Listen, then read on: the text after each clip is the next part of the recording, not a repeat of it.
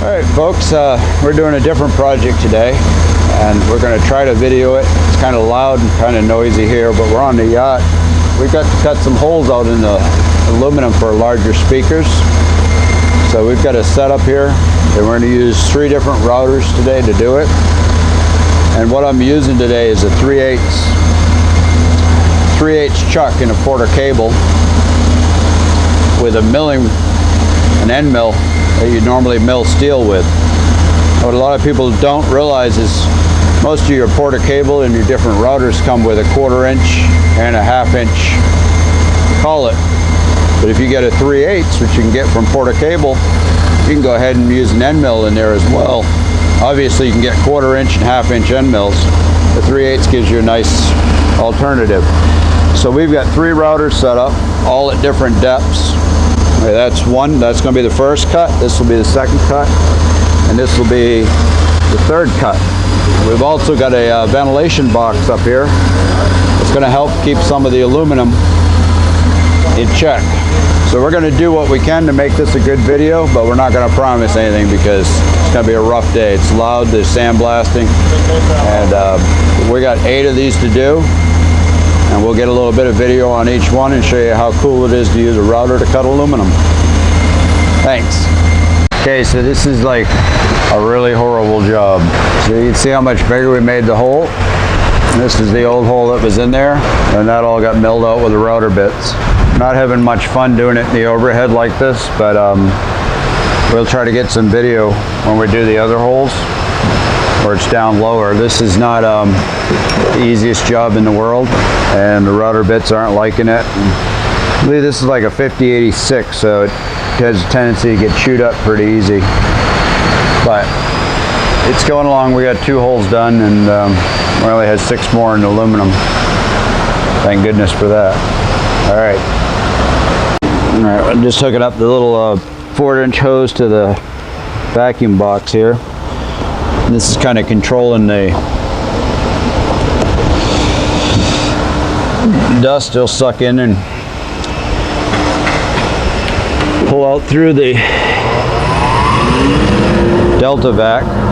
So you can see how that works. Come on in here. We're cutting that hole out. Vacuum gets sucked through, keeps most of the aluminum in the box.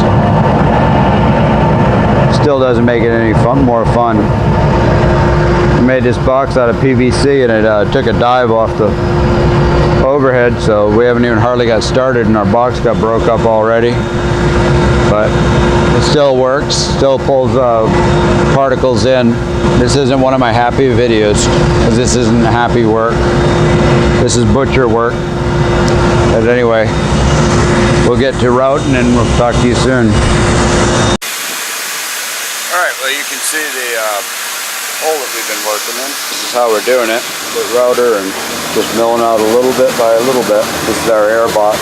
The router's sitting down in there right now. But it's kind of a bit of a process because, you know, I'm using, again, like I said, I'm using end mill here. You can see it's getting clogged up with a little bit of aluminum. I'm going to break that off, put a little bit more tap magic on it. But it does kind of see where I'm through right here. So what I'm doing is just mimicking what I've already done over here. I've yet to take this double-sided tape off. But once we got that hole cut out, then I had to cut out the insert. And that was had that little plug on there, so I got in with a sawzall and cut that out. And that was actually fastened to that pipe.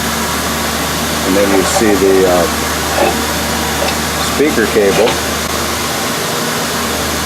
which you're going to have to replace the ends on. But this is a Dutch-built boat. As you can see, things were really well done. So you had this this part was welded on like such, and that was connected to the pipe. So in order to enlarge your speaker, it's quite a bit of work. This can has to go away.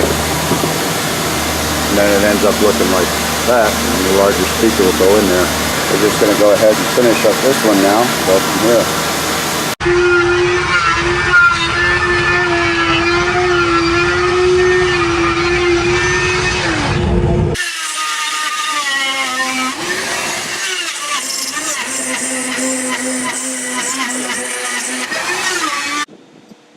Okay, so we're up on the bow now. We got 2 to do up here. Same kind of concept, but again, we just finished drilling all the holes. 1/4-inch drill, an electric drill. We don't use battery drills for something like this, or never get through the whole job. But anyway, so it's all drilled out. This takes a lot of the material out.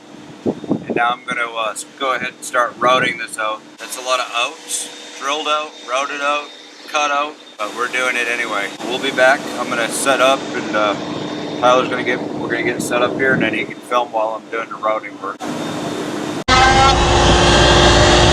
So we're routing out the holes here to enlarge them for new speakers. Alright, well, I don't want you all thinking this is my life. I lay on the floor cutting holes in aluminum, but I got this nasty job that we started yesterday, and I'm going to finish it today. What happened was Tyler came in and drilled holes around the perimeter of the teak. Makes it a little easier for the end mill to go through. Plate's twice as thick as what we were doing yesterday. We did the other side. We have a little video of that. And then today we're doing finishing this side. But these holes definitely help. Makes it a lot easier for me. So here I go. Remember, don't ask me to do this on your boat.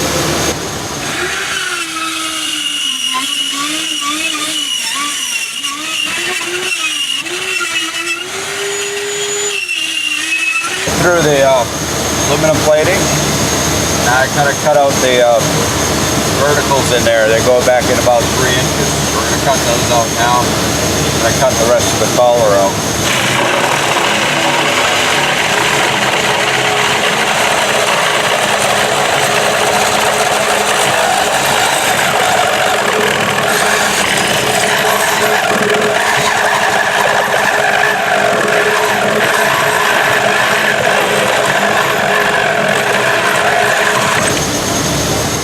Okay, so you can see the holes cut out from where we were originally finished.